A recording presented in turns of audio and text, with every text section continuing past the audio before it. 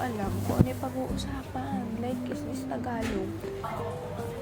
So, nandito ako sa Koti. Wait lang, ang pangit ko dyan. Umorder ako ng matcha, mango, coconut. Hindi ko pa kasi siya natitikman. Parang kakaiba naman ganun. So, mag-open tayo ng album.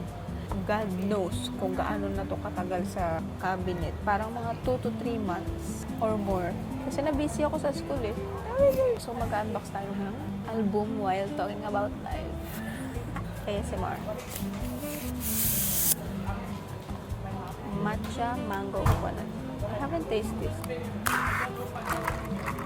8 dirhams ko lang siyang nabili. Kasi meron akong app and yung first 3 drinks mo is 8 dirhams lang.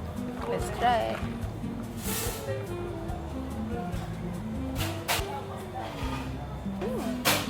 Wow. Yummy.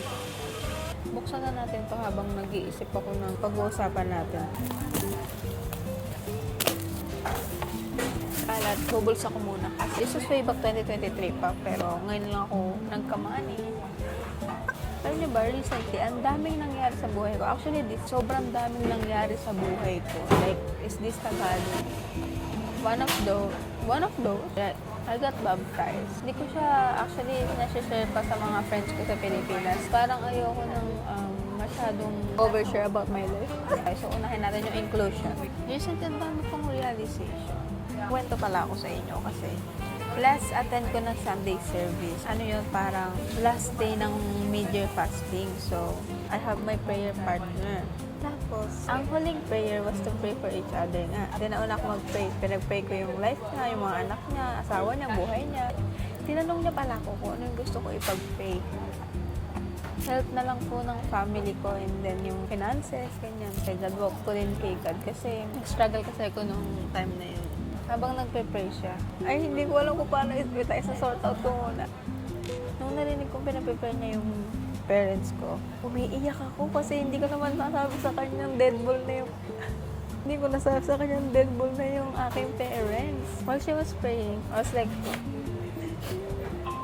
hindi ko alam kung maiiyak ako dahil hindi ko nasabi sa kanya. Naiiyak ako kasi pinagpe-pray niya yung patay. I still like thankful pa din kasi pinagpe-pray niya yung parents ko, which is nasa langit na. Hopefully. But we have to say goodbye na. Nagbabay na kami. Sino kasama mo dito? Sabi niya, anong work ng parents mo dito? I was like, sister ko na lang po yung kasama ko dito kasi nasa heaven na po yung parents ko. And she was like, sorry, naiiyak ako. Sabi niya gano'n. Girl, sabay kaming umiyak. Natatawa ako kasi habang umiyak siya, umiyak din ako. So, umiyak kami pareho. Sabi niya, sorry about that. Ganyan. Sorry kasi hindi ako makapokus kasi nagpakwento. Nung pauwi ako nun, tawang-tawa talaga ako.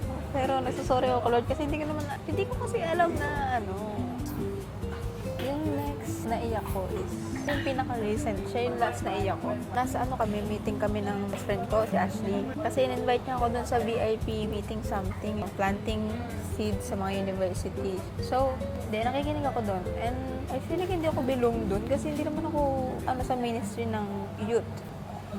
Habang nakikinig ako doon, yung mga testimony silang nire-reveal. Tapos mayroon isang testimony doon na talagang napaiyak ako pero hindi ko naman matandaan kung sakali sinabi niya. Pero habang nakaupo ako doon, bumigat yung pakiramdam ko. Tapos naiiyak na ako, ganyan. Tapos nagluluha na ako, hindi ko na mapigil yung luha ko. I was asking God, bakit naman niya ako doon? Ba't naman ako pinili sa ganong lugar? Alam naman niyang kahinaan ko yung mag-approach ng people. So, ba't nandun ako sa na kailangan mag-plant ng seeds para sa mga kabataan? Weakness ko yung makipag-socialize, ganyan. Tapos I was like, asking him na, Lord, bakit naman mo ako nilagay dito? Hindi ko to kaya. Tapos sabi ko, wait lang, tingnan mo natin, this is the CD. Yun na, bumuhos yung luha ko. Apakabilis mag-distract. Thankfully, nandun si Ashley sa tabi ko, and she was like, tissue. Tapos, bigla ko lang na-realize, parang kinausap ako ni Lord na hindi kita dyan ilalagay sa posisyon na yun kung alam kong hindi mo kaya. So, nandyan ka kasi kaya mo. Hindi naman niya sinabi yun sa akin directly. Sinabi niya yun through my Holy Spirit. Basta, comfort place ko yung church. I mean, church is not place naman. It's the people around you. And it's Jesus. Na-share ko lang siya kasi gusto ko lang din sabihin na talagang top on comfort place, comfort people ko is church. And hindi ko alam kung may makakahigit pa doon. And I was just so grateful na nahanap ko yung ganong community. Alam niyo ba, I was planning to buy a phone, a brand new phone. Tapos, tatakot akong gumastos kasi yung naghahawak ng pera ko, nakakatakot. Like, kasi, ever since, nakakatakot talaga yun. Pag kunyari, tatanungin mo lang na, pwede ka bang gumastos? Ganyan, nakakatakot. So, hindi naman ako tinatakot. Nakakatakot pa talaga siya. So, last month, I was telling her na, ate, gusto ko muli ng camera kasi sale yung, DJI Nano sa, Nesto. So, it was like 1,000 something, 1,100. Okay, tanong mo kung may credit card, o ganyan. Tapos, gulat ako kasi hindi naman siya ganun makapag-usap sa akin. Kasi kung anong usapan niya, sasabihin niya, bakit kailangan ba ng camera? Siguro ganun ko siya in-expect ko, kasi very strict siya pagdating sa pera. So, pumunta ako sa Nesto, tingnan ko siya. Tapos tinanong ko rin kung may credit card or debit card if it's like allowed. Sabi niya na oo daw, pero hindi ko tinanong yung process kasi biglang pumasok sa utak ko na kailangan ko muna pag-isipan siguro ng mga 2 weeks bago ko siya bilhin kasi baka impulsive lang ako. So, napag-decision lang ko na hindi mo na ako bibili. Pag-iisipan ko muna. Habang nag-iisip ako, bakit ko ba kailangan bumili ng camera? May phone ako. At saka, kung bibili ako ng camera, bibili na rin lang ako ng phone. So, naisip ko, bumili ng brand new phone, which is much more expensive than the camera itself. Kasi I was thinking, if magbuy ako ng phone, pwede na ako mag-edit doon, which is good. Kasi sa camera, you have to transfer pa yun sa phone. Double pa. And then, I can use it for my personal use. Okay, hindi na ako bibili ng camera. Pwede ko bumili ng phone. So, ngayon, ang pinag-iisipan ko, kung bibili ako ng phone, kaso nakakatakot ngayon may hawak na pera ko. And I was planning to buy iPhone 17 base. It's my personal savings, guys. So, meron kasi akong ipon last time. Tapos, bumili ako ng talagang inubos ko yung pera ko doon. It's an investment naman. So, it's not bad. So, last month, bumili ako ng gold. I bought ng earrings, necklace, and then bangle, Cartier, yung brand. Inabot talaga siya ng malaking, for me lang, amount niya kasi sinamantala ko yung time kasi that time, yung price ng gold, nag-decrease siya. So, I have to buy it. Kasi in the future, mahal ko siyang mabebenta. Bumili pala para ibenta. So, yun yung dahilan kung bakit hindi ko siya sinusuot. Kasi hindi ako comfortable. Baka mamaya yung pinaghirapan ko biglang mawala, diba? So, in-stock ko siya sa bahay. Wala man akong problema ito. Gusto kong bumili ng phone. And I was like, really praying about it. And hindi pa ako bumibili. Hindi ko pa siya nasasabi kay ate. Probably pag napanood niya to, malalaman niyang gusto kong bumili. Kasi pinapanood niya yung vlog ko.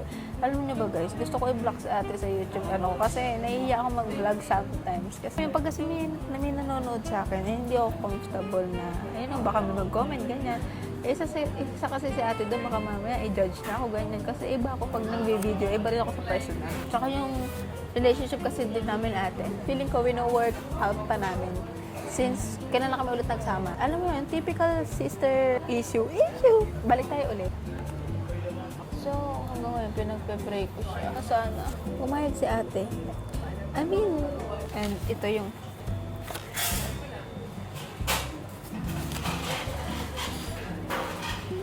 kailangan ko I need some encouragement or like a word. Kasi God. Next topic na ako dami daw. So, let's see na yung photo card. It's 2. Oh! Gusto ko talaga yung mata niya. Bilog na bilog. We have the same eyes. So, we have stickers here, which is 3. Actually, guys, hindi ko pa pala ito na-share, pero di ba may boyfriend ako last month. We almost hit our 5th year anniversary, pero meron kasi mga bagay talaga na hindi meant to be. Actually, ang minimin ko is, iniisip ko kasi right term. There are people who, destined to meet, but are not meant to each other. Right? Is this Tagalog? Basically, me and my ex are not meant to each other. Actually, hindi ko naman pinagsisiyan nakipag-break ako kasi FYI, it was my decision to break up with him kasi may mga realization ako eh. Lalo nung napalapit ako kay Christ, I was like, this is not right. Hindi ko kayang i-share pa yung mga bagay kung bakit ko siya binrake. For context, nakapag-break ako kasi. Yung relationship namin parang it brings pressure na lang and you know, we barely talk. I mean, we chat, but nagko-call kami everyday for like 1 hour max, ganun. Isang oras na lang sa isang araw. And minsan nag-aaway pa kami. It's so frustrating for me. Kasi, guys, kung alam nyo lang ginagawa ko maghapon, literally taking care of 2 kids. I mean, yung isa baby pa. Maghapon yun, 6 a.m. to 6 p.m. Tapos, sa 1 hour namin mag-call, mag-aaway pa kami. Gano'n naman yun sa akin. So, yun is one of the reasons. He was like asking kasi sa plans. Siyempre, hindi ko rin kaya sagutin na mayroon akong plan para sa amin kasi I don't even have plans for myself. Like, hindi ko alam kung ano yung gusto kong trabaho. Yun talaga pinaka-ayaw kong nangyari sa buhay ko. Like, go with the flow. Gusto ko na may pangarap sa buhay ko. So, wait lang. Ano ba sinasabi ko? Realize ko din na kung hindi Christian yung magiging partner ko in life, parang ayoko nang mag-settle. Actually, kinuwento ko na nga kay Lord na kung hindi Christian yung makakatuluyan ko, it was totally fine na maging single ako forever. Actually, hindi ko nakikitang magkakapamilya ako. Hindi to parang nakikita-trend ganyan. Hindi sa pagiging social climber, pero I don't see myself having a family. And nung kami pa ng ex ko, I was like telling him na, Hoya, hindi tayo mag-aanak kasi ayoko mag-anak. Pero siguro, dahil nandito ako sa sitwasyon na to, hindi ko siya naiisip for now. And I'm so happy na nandito ako sa state ng buhay ko ngayon. Kung alam, hindi ko ma-explain yung saya ko, guys. Kasi I can do everything I want, I like. And na-spend ko yung pera ko sa mga gusto ko, sa mga needs ko. And sobrang tingin ko sa ate ko kasi oversharer. Grateful ako sa ate ko kasi hindi naman niya kami responsibilidad. Pero next topic na yun. Yun nga, masaya ako sa buhay ko ngayon. I'm so happy with my friends. And na-excite ako lagi mag-hangout kasi hindi ko na iniisip kung ano yung iniisip ng partner ko. Kasi wala akong partner. Kasi merong di ba, pag kasi committed ka, syempre there's commitment and may mga bagay na nililimitahan mong gawin kasi ay mo masakte partner. And sobrang at peace ako ngayon with my friends. Like, alam niyo ba, pinayagan ako natin mag-overnight sa house ng best friend ko. Like, I'm so happy na pinayagan niya ako. I just wanna share na I'm so happy. And you know what? Sabi ng mga church friends ko and church mates ko, Huy, ba't ang glowing mo? I was like, ako lang to. Alam niyo ba, parang nabudol ako dun sa kasi gumastos ako ng 100 para sa 3 product or 4. Apaka people pleaser kasi lahat ng dinampot ng binili. Pag napanood to natin, baka pagalitan pa ako. Alam niyo ba, may nagchat-chat sa akin na lalaki. Hindi siya Pilipino. Apaka-kulit be. Unti na ibablock ko lang kaso mabait kasi ko eh. Pero parang ibablock ko na siya. He was like, good morning my queen. Like, napaka-cornet. Hindi ready yung heart ko, guys. I mean, I'm not closing the door, but it's not yet open. Alam niyo ba, sobrang nakamiss ako sa mga Christian. Like, yung mga nakikita ko, naghahawak kamay sila. They pray for each other. They're very clingy. Kasi hindi ko yun in-expect. Kasi yung environment na kinalakahan ko, it was not like that. So, ano ba yung topic na i-open ko kanina? Guys, feeling ko may sakit ako sa utak. Ang dami kong pangarap sa sarili ko. Like, siguro, isang siya, fulfillment sa akin pag napagtapos ko yung mga kapatid ko, ganyan. Sobrang grateful lang din ako kay ate kasi. Even though hindi naman na kami responsibility, hanggang ngayon siya nagpo-provide sa amin. Nagwo-work pa rin siya. And then, sobrang thankful ko lang. Kasi, yung mom namin, namatay siya noong 2015. And then, simula December 2015, siya na yung nagpo-provide talaga sa amin. Like, sa school, sa bahay, and then sa once, then minsan. Kasi hindi kami in-spoil talaga ni ate. Like, tinuruan niya kami kung paano mag-handle ng pera. Especially me kasi ako yung naghahawak ng pera. And sinabi ko nga, sobrang strict niya sa money. So, may talaga nung time sabi niya kahit piso, ilista ganyan. So, every week or every month, nagsistock sa kanya ng list ng nagastos namin. Like, mantika, ewan ko ba, parang nawala rin yung tiwala niya sa amin. Kasi nung may time na yung kapatid kong lalaki, nag-withdraw sa ATM nang walang sinasabi sa akin. Siyempre, kahit naman hindi ako yung nag-withdraw nun, ako yung pagagalitan kasi ako yung mahawak ng pera. So, talagang galit na galit siya. No? Napaka-overshare talaga. Talagang bilib lang din ako sa ate ko kasi may anak na kasi siya, 2. And nagpo-provide pa siya sa amin. And then may mga binabayaran din siya dito sa Dubai. And iniisip ko kung paano niya nababayaran yung visa ko, yung school. Siyempre may asawa naman siya, pero yung asawa niya lang kasi nagbabayad ng rent. Meron din siyang ano, siyempre may anak din sila. And iniisip ko, paano kaya nababayaran to lahat? And kaya lang din ako talagang sunod na sunod kay ate kasi siyempre, love ko yung ate ko. Kaya ako nandito. Tapos, siyempre, may utang na loob din kami, siyempre. Kasi kung ibang kapatid niya, baka pinabayaan na kami, di ba?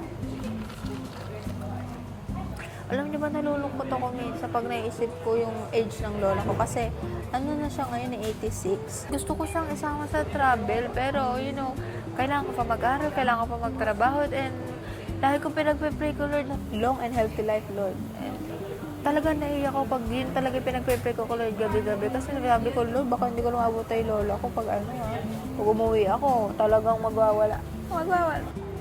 Pero yun, sana madala ko yung mga kapatid ko doon. Is this Tagalog? May isa pa pala ako i-share, which is yung matagal ko na talagang prayer. Pinagpe-pray ko, Lord, na sana magkaroon ako ng parang masurround ako ng taong parang nanay at tatay ko ganun. Tapos, matagal ko na siya prayer, parang basta years ko na siyang pinag-pray kasi ang tagal ko nang walang nanay at tatay ko. Yung nanay ko, patay na siya ng 11 years. And I was like, Lord, please surround me with people na may tuturin ko nanay. Tapos, meron pa ako sa bucket list ko last year na sinasabi ko sa diary ko na ilalagay ko kapag nakita ko ng kabady ng mom ko, parang gustong-gusto ko hug, Lord. Pwede ba yun? Tapos, this year, na-meet ko si Ashley, which is yung best friend ko. Alam niyo ba, last month, in-invite niya ako sa house nila.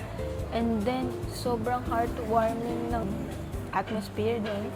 And, syempre, hindi ko alam kung paano mag-hug around pag may nakapaligid sa aking nanay at tatay. Because I'm not used to it. So, I was like, panay ang pakain nila sa akin. Hindi nila alam na nakadiet ako, ganyan. Hindi nga ako nagbe-breakfast, pero nag-breakfast ako doon. Napakadami ng kanin. Like, isang plato. Pin nyo guys, every meal ko is 100 grams ng rice. And kumakain ako 200 grams ng rice in one day. Tapos doon kinain ko parang 500 grams. Sa breakfast lang yun. Tapos ang potato. Alam mo kung gaano kabigat yung potato. Tapos may boiled sweet potato pa. Prayer ko talaga yun. Tapos, nahag ko na yung nanay niya, and I was so thankful kay Lord kasi sabi ko sa inyo maririnig kayo noon eh. So yun nung nalaman nilang wala na akong parents. Diba kinukul nila ako, especially yung tatay ni Ashley.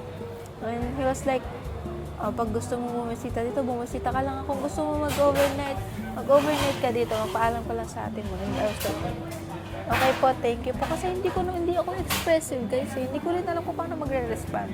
Yun nga, sobrang thank you Lord talaga.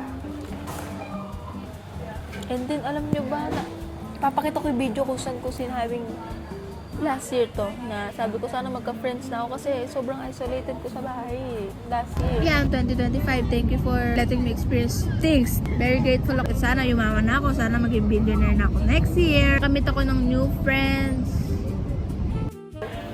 And alam ko ramdam din ni ate yun na naghahanap talaga ako ng friends. Tapos, sabi ko last year, sana next year makahanap na ako ng friends, lumaki circle ko, ganyan. Hindi ko alam sinabing malaki circle, basta sinabi ko friends. And this year din, na-meet ko yung very big circle.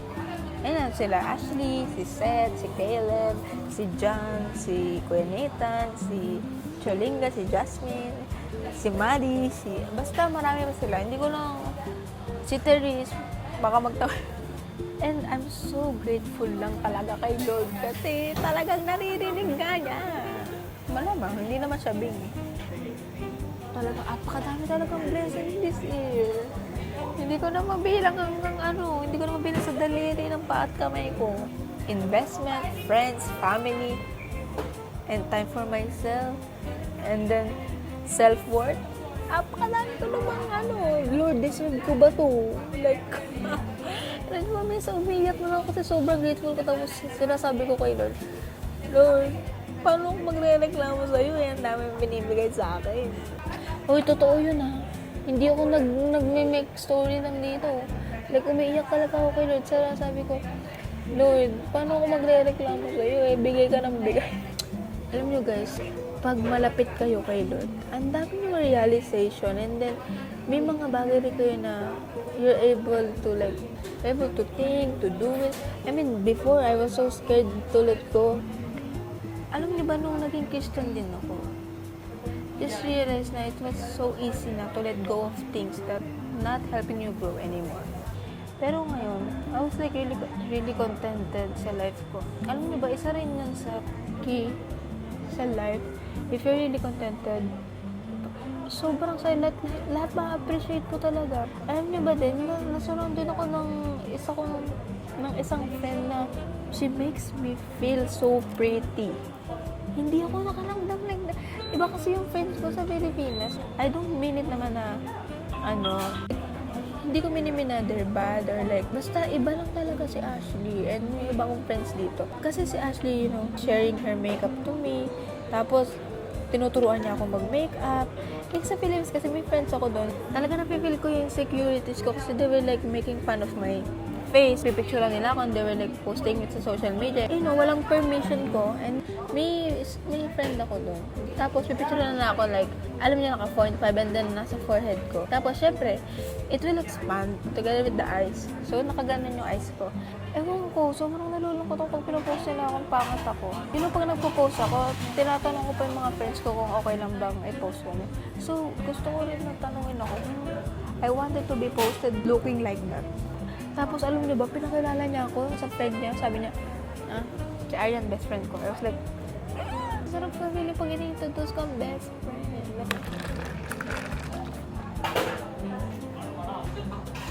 Nag-iisip ako ng gusto ko pang i-share pero wala akong maisip. Sana ipag-pray niyo rin yung brand new phone ko. Alam niyo ba guys, bumili ako ng mic. And hindi ko siya sa savings ko binawas. Actually, hindi ginamit ko yung Gcash ko. Kasi iba nga nag-break kami ng ex ko. Kasi may utang kasi siya sa akin. Tapos binayaran niya ako. Kasi doon ko binawas yung pinambili ko ng mic. Yung magandang mic na binili ko. Kasi malaki naman yung binalik sa akin. Pag ito nakita niya natin, magagalit na pa ako. Ba't kasi ayaw na natin nagpapautang. Pero secret kasi yun. Secret lang yan. So it's Haliland. Para bang sponsored. Actually, gamit ko siya. Hindi niyo makita. Affordable siya and at the same time, maganda yung quality niya. Like, may noise reduction. Yun. And then, matagal din tinatagal ng mic niya actually. Which I like. And then, pag nalobot yung phone, you can just connect it sa receiver. You can charge it while using the mic. So, yun nga. One of my investment din. Mapapanood man to ni ate, sorry. Pero nakautang ko na. Pero bayad naman ah. Wala nang siyang utang kahit piso. Anyways, hindi ko siya binawas sa panggastos ko kasi ganun laki na nagastos ko. First week pa lang ng August.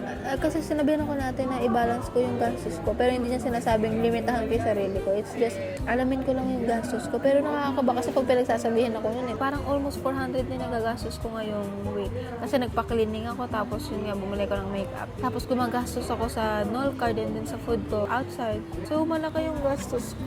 Pero hindi ko naman siya ginagastos sa mga wants lang. Puro needs naman yun, tsaka investment yun, kasi relationship yun. This one, is from my Gcash siya.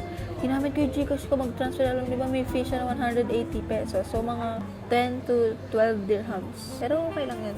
Tsaka may naman may Gcash ko, pinalagan ko rin yung kay ate. So, basta ayoko mag-anak pa. Ko mag-isa tumatawa dito. Alam niyo ba guys, minsan, hindi siya minsan, lagi ako naka-earphones para hindi ako magmakabalo. Kasi lagi ako kinakausap yung sarili ko guys. Tapos pag nagwo-walking ako ng gabi, nag-screenshot ako ng mga tanong sa TikTok o kaya sa Pinterest. Tapos sasagutin ko yun habang naglalakad ako. Kasi pag naglalakad ako, gusto ko yung parang na-distract ko yung utak ko na yun. Hindi ako pagod. Ano yung sinasabi ko? Ayun, ideal man. Gusto ko ng matangkad. Siyempre, matangkad kasi ako guys. Gusto ko lang healthy yung katawan niya para ma-encourage na akong maging healthy din. But physically muna. Gusto ko ng brown eyes, pero it's okay lang kung black. Kasi mostly sa mga Filipino black. Tapos gusto ko maganda yung kamay. Ewan ko. So, inside naman, siguro sa behavior, malinis sa katawan. Behavior ba yun? Thoughtful. Ay, ang dami kong gusto kasi next video na nga lang ayoko nang sabihin eh. Gusto ko din na expressive, ayoko nang nonchalant. So gusto ko yung taong malinis sa katawan, malinis din sa kapaligiran. Kapaligiran? na may kusang loob. Ayoko din ng sisigawan ako. Gusto ko long patience din, vocal. Pero ayoko ng corny. Baka masap ako yung pag corny ko. Family-oriented. Gusto ko din malinis yung kuko niya lalo. Gusto ko din yung skincare. Parang wala pa ako namimit na lalaki nag-skincare. Para ma-encourage na din ako mag-skincare. Gusto ko yung malambing. Pero ayoko nga ng corny Gusto ko ng lalaking may pangarap sa buhay. Ayoko ng kung ano i-provide ni Lord. Like, I know Lord will provide, but you have to do the work. And gusto ko yung may respeto. And tapon ko ni Chris, dapat Christian. Siguro naisip ko lang yung mga pinapanood kong Korean drama. O kaya mga fictional character. Pero gusto ko yung taong magaling magluto. Someone who can bake. Like, teach me how to bake. Recently, nag-bake ako ng cookies and then nag-bake din ako kahapon ng brownies. I want a funny man. I-respetuhin din yung decision ko na ayoko mag-anak. Ulit-ulit. I will share the reasons why I don't like to have kids. First is, I don't like any responsibility. Like, you have to take care of them, you have to send them to school, you have to feed them. That's exactly why I don't like to have kids. And na-realize ko nung nag-aalaga ng mga pamangkin ko, anger issue ko, no, I can't have kids. Second is, ang dami ko nung reason, parang hindi na siya first. Gusto kong spend yung life ko na nagfo-focus ako sa sarili ko na enjoying my life, enjoying my things, nagta-travel lang ako. Next reason kung bakit I don't like to have kids. Thank you so much. Natatakot din ako sa sarili ko actually. Third ko is, I don't like to spend my money sa kids. Hindi yun iisipan ng mga mom, pero like, syempre hindi naman ako mom. It's reasonable naman, di ba? And fourth, ayoko guys, yung gastos pa pag nanganak ka, like, next reason siguro is, hindi ako mentally ready. Like, siguro pwede pa magbago, pero ngayon talaga po, sige to, ayoko mag-anak. Kung mag-anak man ako, gusto ko yung talagang okay na ako. Hindi ko kasi siya ma-explain kasi, alam niyo guys, lumaki ako sa environment na sobrang gulo. Like, yung parents ko. Tapos, sa harapan namin magkakapatid, nagsasakita talaga sila. Tatay ko, sinasaktan niya nanay ko. Like, nawi-witness namin yung magkakapatid. Nagsisira siya ng gamit. Like, there was one time na yung may aircon kami sa bahay, tapos kumuha siya ng hammer. It was like, habang nag-aaway sila. And tapos, naalala ko na nung Christmas Eve, nalaglag yung bunsong kapatid ko. She was still a baby back then. Nalaglag yung baby kong kapatid sa lamesa. He was like, really mad sa akin. Na parang kasalanan ko nalaglag kasi ako daw yung nasa tabi niya. So, what he did was, kumuha siya ng steak. Alam niyo ba guys, yung walis ting-ting? Tapos pinalo niya yun sa ilong ko, girl. Ilang taon lang ako no? 7 or 6. Pinalo na talaga ako ng walis ting-ting. Yung pinaka-stick ng walis ting-ting dito sa ilong ko. Hindi ko talaga maalala. Tapos, that night, nag-away-away talaga sila. Hindi ko alam yun yung day na nag-away sila din ni ate. Yung mami ko kasi masyadong dun nagpa-uto dun sa tatay ko na yun Ayun nga, yung environment na kailangan ko talaga, hindi talaga siya maganda. Alam niyo ba guys, namatay nanay ko, same day, dinala na kami magkakapatid sa Quezon City. Hindi pa nabuburol yung nanay ko na. She was still laying sa bed. Nasa Quezon City kami, bed, tapos taga Nueva Ecija kami. Pagdating namin sa Quezon City, yung first wife niya nandun, si Ate Janine. Like, they were like talking, like, girl, nandito yung 3 mong anak, girl, Tapos nandyan ka sa yung asawa mong namatay nasa Pilipinas. I was 9 years old back then. Ba't ba kasi na-fall yung tatay ng nanay ko doon? Hindi, sana wala ka, diba? Pero kasi, one of the reason din yung tatay ko, kuya, ayoko mag-asawa. I mean, hindi ayoko mag-asawa, ayoko mag-anak. Kasi kung mag-asawa lang tayo, pwede tayo maghiwalay. Pagkasal tayo, pwede tayo mag-anak din. Pwede tayo mag-divorce. Pero pag may anak tayo, hindi mo na mababalik yun sa tiyan ko. Kung pwede lang ibalik yung bata, like, Lord, pwede po bang mag-refund? Like, kasi, hiwalay na kami, so ibabalik ko na siya sa'yo. Like, kung pwede lang yun. Okay. I mean, okay lang mag-asawa ko, but to have kids, hindi. Ano pa ba sasabihin ko? Basta kasi yun kasi kung ba't ayoko mag-anak, ba't niyo ba ako pinipilit sumagot? Wala naman akong sinasabing huwag ka rin mag-anak. I'm just stating mga opinion. So guys, that's it for my video. If you guys have suggestions,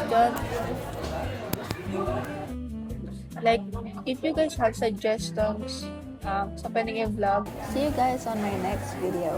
Bye guys!